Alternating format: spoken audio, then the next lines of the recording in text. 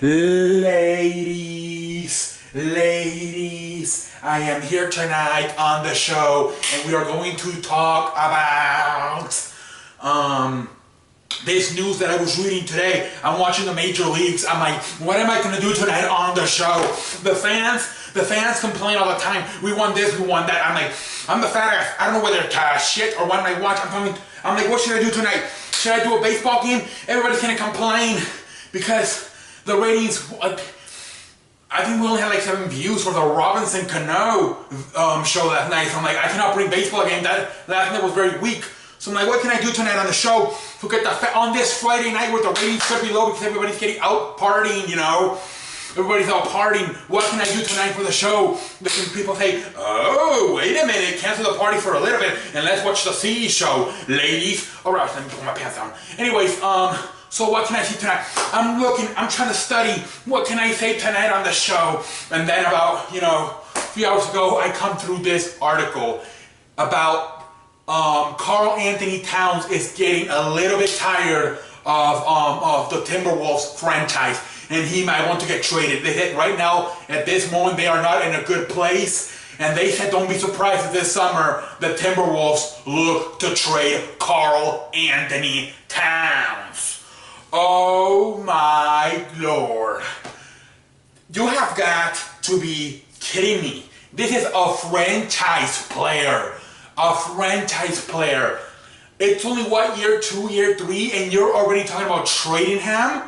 Oh my Lord. Apparently he has some problems, like with the way he's being used, some problem with the coach, Thibodeau. I'm sorry. But if there's one person on that team the Timberwolves should not try to get rid of and trade is Karl Anthony Towns. He is your franchise player. He is what you're trying. He is the face of that franchise. Don't give me this Andrew Wiggins shit. Don't give me this Jimmy Butler shit. Hell, don't even give me the excuse of Tom Thibodeau. Tom Thibodeau? Excuse me. Karl Anthony Towns? Tom Thibodeau. Franchise player in his 20s. Coach in his second team. I'm picking out Karl Anthony Towns, a franchise player. I'm sorry, Tom Thibodeau, you're a good man, you're a good coach, but I'm sorry. If it comes down to choosing between the franchise player and the coach, I'm choosing the franchise player, Tom Thibodeau. See you later. You smell me? There is no way in hell Timberwolves, if they're in a situation where they have to choose between Towns and Thibodeau, you have better choose Towns. Otherwise, I'm gonna think you're on some fucking marijuana type shit. You smoking some fucking marijuana if you were to choose Tom Thibodeau over the young 7-footer Karl Anthony Towns. You have got to be kidding me if you do that. But let's say here that the Minnesota Timberwolves were to be so stupid and choose Coach Tom Thibodeau over franchise player. Where could Karl Anthony go? Alright, well, so far 2 teams I'm thinking of.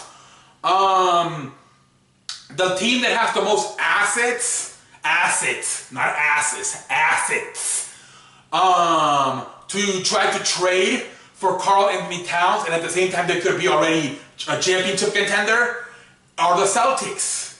The Celtics have the most pieces. They have a ton of guys you can try to trade, draft picks, some players. You can argue right now that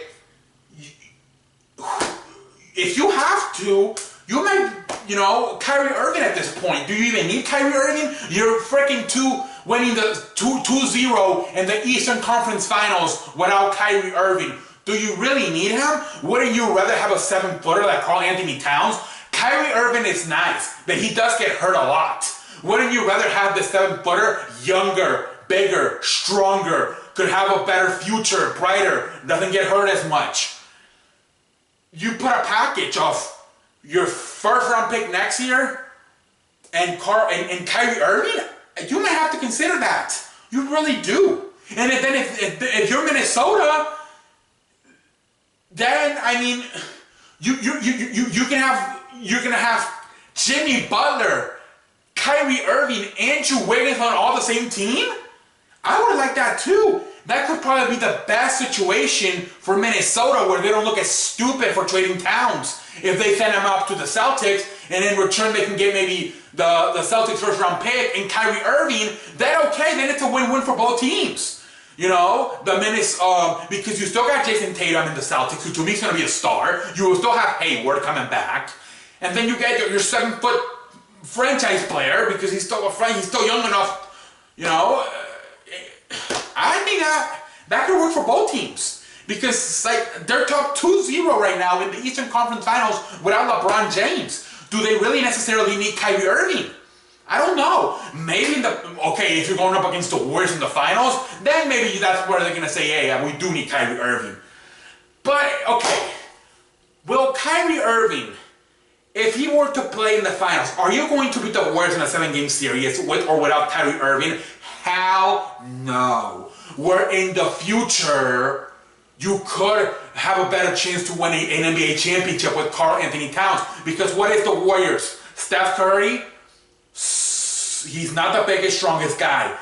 Klay Thompson, same thing. Kevin Durant, he's 7 feet tall, but he's not the biggest and strongest guy. Draymond Green, he's a tough son of a, tougher than a $2 steak, but is he the tallest guy out there? No. Karl Anthony Towns would give them a lot more matchup problems than Kyrie Irving would. Trust me on that. You would have more. You would be giving the Warriors more matchup problems with Towns than you would with Kyrie Irving. So that's probably the one that you really have to look at. And then, like I said, if you're Minnesota, you don't look as stupid because, okay, you trade your franchise player. Why would you do that? But hey, you possibly get another franchise player in return, and you still got Andrew Wiggins and Jimmy Butler. You can have the 3 of the best scoring wing players in the league. That would be, and I mean, I don't know. I think that looks nice. Let me know in the comment section if you would pull that trade off. And then the other one, simple as this: the Suns' first-round pick for Karl Anthony Towns.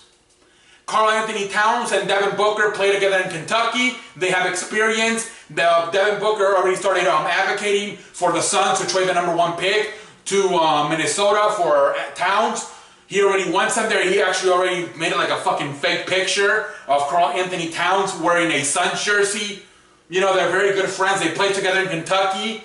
You know, you're Minnesota. You trade your franchise player, Karl Anthony Towns. You get the first pick, probably draft DeAndre Ayton. The problem is DeAndre Ayton going to be as good as Karl Anthony Towns? Who knows? He could be. He really could.